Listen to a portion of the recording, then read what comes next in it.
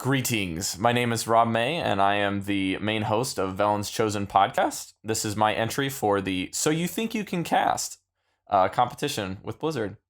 So before we get started in this match, this is the final best of 5 between Puffin and Zenstyle in Game 5 with Oil Rogue versus a Tempo Mage. So let's get right into the game. Looks like this opening hand here between Zenstyle and Puffin is going to go very quickly. And the Zenstyle hand is definitely much stronger in this case than Puffin's. However, he draws the Mirror Entity off the top, which makes turn 2 a little bit more dynamic for Puffin. So Puffin's probably going to consider what his options are for turn 3, as he will really want to get rid of this Mana Worm here. Wow, Sorcerer's Apprentice off the top makes his next turn just disgusting. He's enabled to basically play his entire hand here besides the second Mana Worm, and it costs nothing. So he can opt to coin a second Mana Worm, or if he wants to avoid the board clear, he can continue just going face with the Mana Worm and let the spells sit in hand, which is what he actually opts to do here. Puffin looks to prep a Eviscerate to make sure that he eliminates this early threat and enables him to clear the board with his SI7 agent, evening the stakes, as it were. So Zenstyle will go into his next turn and grab a quick card. Fireball enables him later in the game to do something significant, but he's going to go full deep with the Arcane Blast into praying that he flips one of these 3 coins into hitting the SI7 agent. And he does get it on the first try, so Zenstyle coming back with his own response. This game's been pretty back and forth considering it's only turn 4.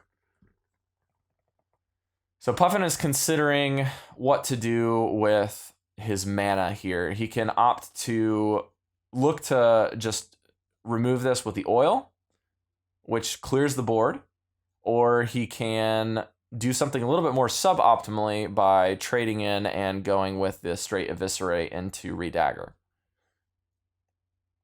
And his options are not good in his circumstances, but if you want to clear the board, you're going to have to do these things as an Oil Rogue, hopefully setting up for a flurry if Zenstyle overextends.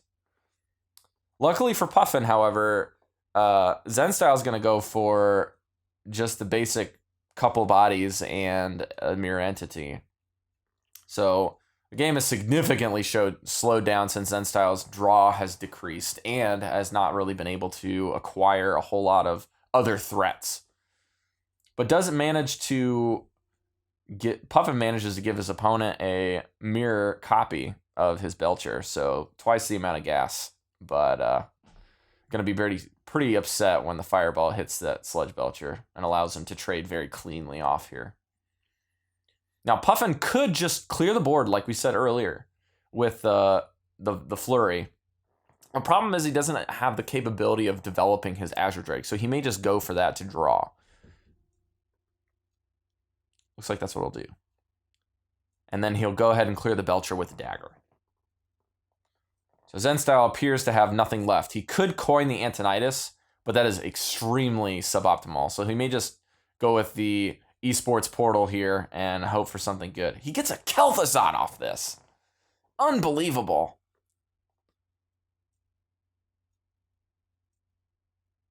I don't know how to really respond to this. What is Puffin going to do when he sees a Kel'Thuzad hit the floor? I mean, the Loatheb is the obvious pick for this play in order to shut down the potential spell flurry he may get with the Flamewaker off the top. However, there's no real way to play around what could come out of that any portal. Am I right? So we may just see Puffin drop a Antonidas with a ping, but even that seems suboptimal. Like, not really giving him the capability to outplay the next turn. Okay, so Puffin has a pretty interesting means of dealing with this board here. He can flurry off quite a bit of the targets. just by using the poison and flurry with the spell damage. He's going to be able to knock out the opposing Azure Drake and hit his opponent for 9. He could draw 4 cards. He could sap one of the targets on the floor and go face for 5, or even clear the Azure Drake. Wow, double stinking backstabs. This rogue is getting straight up in his business and getting behind him and doing some serious damage. So gets to clear the board with 1 simple spell and draw 4 cards. But Zen Style gets off the top an Arcane Intellect of his own, drawing the Flame Waker. So there's a lot of options here. He could simply just play the Kel'Thuzad to bait a lot of the removal here, and then next turn respond with an Antonidas into a counterspell to drop 2 fireballs into his hand and set up a very nasty board. I think we may just see this get sapped here, because it denies Zen Style effectively the 3 mana that it cost, that he got the discount through the portal here. Puffin going to put some pressure down of his own while Dr. Boom comes in the picture, and Antonidas counterspell will be coming down very quickly from Zen Style. No deliberation on this play. Really wanting to hit 12 damage to the face with these fireballs is my best guess. Now, funny enough, if Zen Style does this and plays the Flame Waker and actually ends up getting, the 4 charges of the Flame Waker to face, he still can't win with that play. This counterspell is going to really start playing some mind games on Puffin with what the bluff could be. So he's gonna check for a second entity first, then he's gonna burn a backstab for 0 mana, not gonna cost him anything on the counterspell. Then he's gonna go ahead and counterspell for 3 more damage. Create another Violet Teacher token.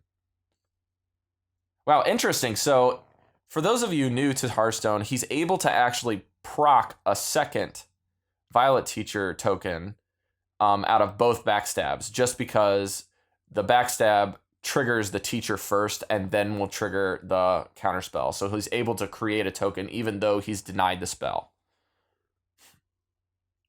So Puffin going straight deep, hoping to just push as much damage and set up for a 2-turn lethal this turn. 5 damage with Viscerate's pretty good. So he's going to go for some Flame Shaker shenanigans here. He's going to shake the dice and hope he can figure out what comes out. So he's going to remove the Loatheb, get 2 charges, get rid of the Thalnos and a token.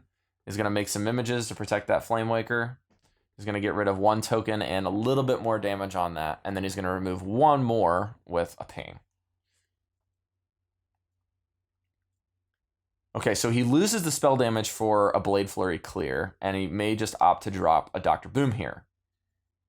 If he does, I think we might see Zen Style drop the Kel'Thuzad yet again and go for some trades.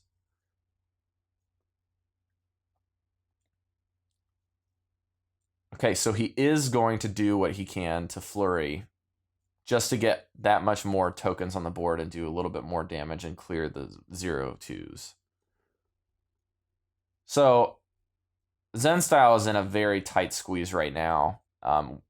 We'll see what he draws. Ethereal Conjurer. Okay, this could be the game. He could win the game or lose the game or save himself here. He gets a Cone of Cold. Okay, let's see what happens with the Boombots. Here we go. Oh, man. That's such a shame. Zen Style doesn't get a chance to eat up any of the portals, and he has exact lethal on board, plus the little bit of the back from the junk heap. So he's going back to the junk heap himself. Zen Style can't handle that much damage to the oil, and the oil ends up coming on top with a very great sap on the Kel'Thuzad.